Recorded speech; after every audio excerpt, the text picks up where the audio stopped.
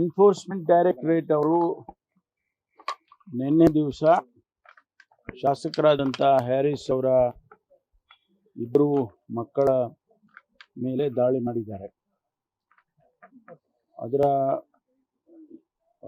ಒಳಗಿನ ವಿಚಾರಗಳು ನಮಗೇನು ತಿಳಿದಿಲ್ಲ. ಅದು ತನಿಖೆ ಆದಮೇಲೆ ಇಡಿನವರು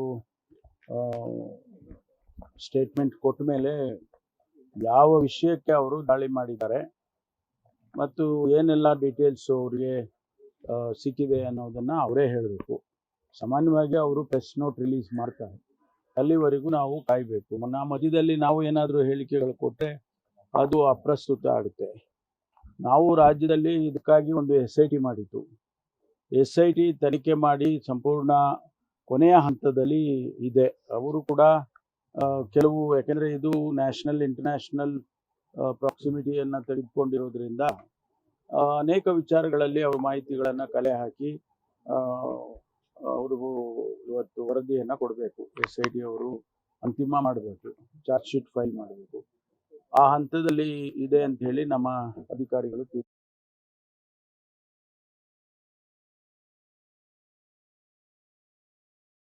ಅದನ್ನ ಅವರೇ ಹೇಳಬೇಕಾಗ್ತದೆ. ಯಾಕೆಂದ್ರೆ ನಮಗೆ ಇನ್ನೂವರೆಗೆ ನಮಗೆ ಅದರ ಬಗ್ಗೆ ಮಾಹಿತಿಗಳು ಇಲ್ಲ, ಯಾವುದೇ ರೀತಿಯ ಮಾಹಿತಿಗಳು ಇಲ್ಲ. ವಿಳಂಬ ಅಂತ ಹೇಳೋದಕ್ಕಿಂತ ಅವರು ತನಿಖೆ ಮಾಡ್ಬೇಕಲ್ಲ, ತನಿಖೆಗೆ ಮಾಹಿತಿಗಳೆಲ್ಲ ಸಿಕ್ಕುವವರೆಗೂ ಅವರು ಅದನ್ನ ಮಾಡ್ತಾನೆ ಇರ್ತಾರೆ. ಅದರಲ್ಲಿ ಸ್ವಲ್ಪ ಮಟ್ಟಿಗೆ ವಿಳಂಬ ಆಗಿದೆ ಅಂತ ನಮಗೆ ಮೇಲ್ನೋಟಕ್ಕೆ ಅನಿಸ್ಬೋದು, ಆದರೆ ಅವ್ರಿಗೆ ಮಾಹಿತಿಗಳು ಸಿಗ್ಬೇಕಲ್ಲ. ಅದು ಬಹಳ ಟೆಕ್ನಿಕಲ್ ಆದದ್ರಿಂದ ಅವರು ಸ್ವಲ್ಪ ಮಾಹಿತಿಗಳನ್ನು ಕಲೆ ಹಾಕೋದ್ರಲ್ಲಿ ಸ್ವಲ್ಪ ನಿಧಾನ ಆಗಿದೆ ಅಂತ ನನಗೂ ಅನಿಸುತ್ತೆ.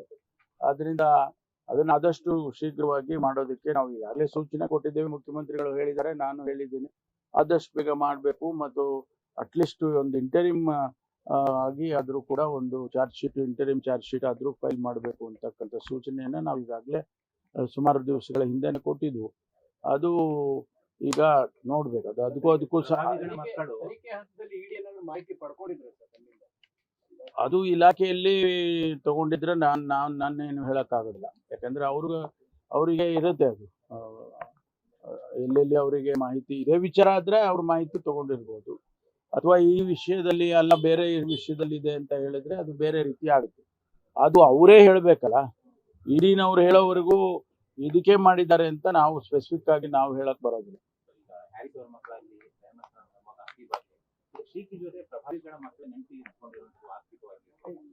ಅಲ್ಲ, ಈ ವಿಷಯನೇ ನೀವು ಹೇಳಿದಂಗೆ ಅದೇ ವಿಷಯ ಅಂತ ಆದ್ರೆ ಅದೆಲ್ಲ ಹೊರಗಡೆ ಬರುತ್ತೆ. ಯಾರ್ಯಾರು ಕನೆಕ್ಟ್ ಇದ್ರು, ಯಾರ್ಯಾರು ಸಂಪರ್ಕ ಇದ್ರು, ಅವ್ರಿಗೆ ಅವರ ಇನ್ವಾಲ್ವ್ಮೆಂಟ್ ಏನಿದೆ ಅದೆಲ್ಲ ಹೊರಗಡೆ ಬರುತ್ತೆ. ಬಿಜೆಪಿ ನಾಯಕರ ಹೆಸರುಗಳು ಕೂಡ ಕೇಳಿ ಬಂದಿತ್ತು ಸರ್.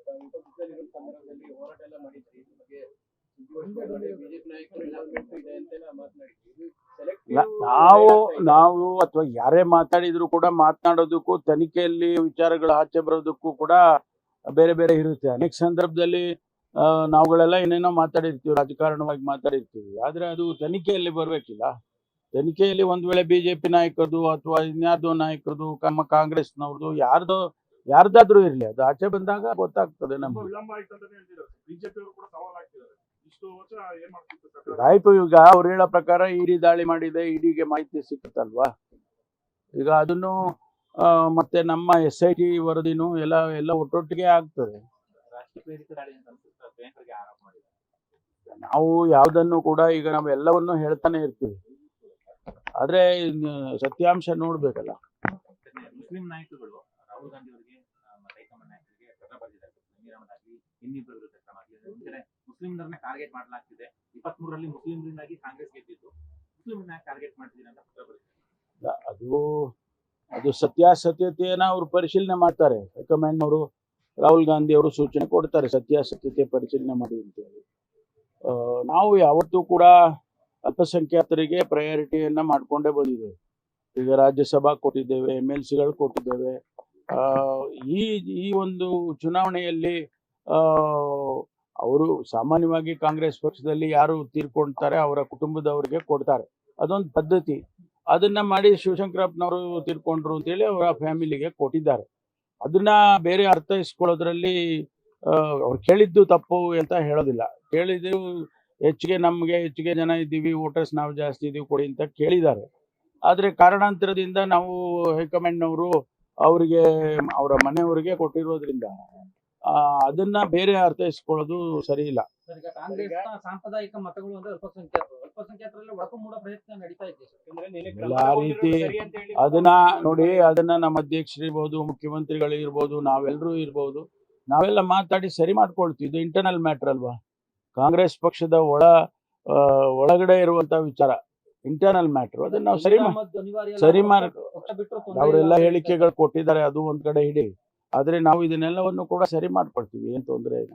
ಇನ್ಸ್ಪೆಕ್ಟರ್ ಒಬ್ರು ವಿಡಿಯೋ ಮಾಡಿದ್ದಾರೆ ಸರ್, ದಲಿತ ಅನ್ನೋ ಕಾರಣಕ್ಕಾಗಿ ಹೈಯರ್ ಆಫೀಸರ್ಸ್ಗಳು ದೌರ್ಜನ್ಯ ಮಾಡ್ತಾ ಇದ್ದಾರೆ ಅಂತ ಬಹಳ ವ್ಯಾಪಕವಾಗಿ ಚರ್ಚೆ ಆಗ್ತಾ ಇದೆ. ನಾನು ಅದನ್ನ ಗಮನಿಸಿದ್ದೇನೆ, ನಿನ್ನೆಯಿಂದ ಅದನ್ನ ಮಾಧ್ಯಮದಲ್ಲಿ ಬರ್ತಾ ಇದೆ. ಅದಕ್ಕೆ ನಾನು ಒಂದು ವರದಿಯನ್ನು ಕೇಳಿದ್ದೇನೆ, ವರದಿ ಕೊಡಿ ಅಂತೇಳಿ DG ಆಫೀಸಿಗೆ ಸೂಚನೆ ಕೊಟ್ಟಿದ್ದೇನೆ.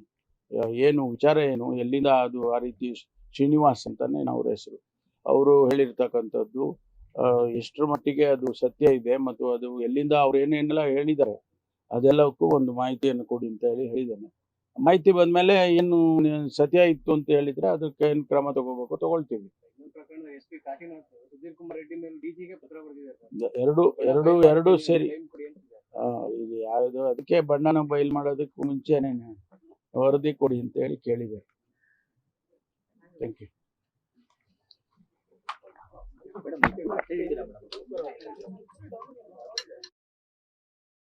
ಕ್ಷಣ ಕ್ಷಣದ ಸುದ್ದಿಗಳಿಗಾಗಿ ಫ್ರೀಡಂ ಟಿವಿ ಸಬ್ಸ್ಕ್ರೈಬ್ ಮಾಡಿ, ಲೈಕ್ ಮಾಡಿ ಹಾಗೂ ಫಾಲೋ ಮಾಡಿ. ಹೊಸ ಸುದ್ದಿಗಳ ನೋಟಿಫಿಕೇಶನ್ಗಾಗಿ ಬೆಲ್ ಐಕಾನ್ ಮೇಲೆ ಕ್ಲಿಕ್ ಮಾಡಿ.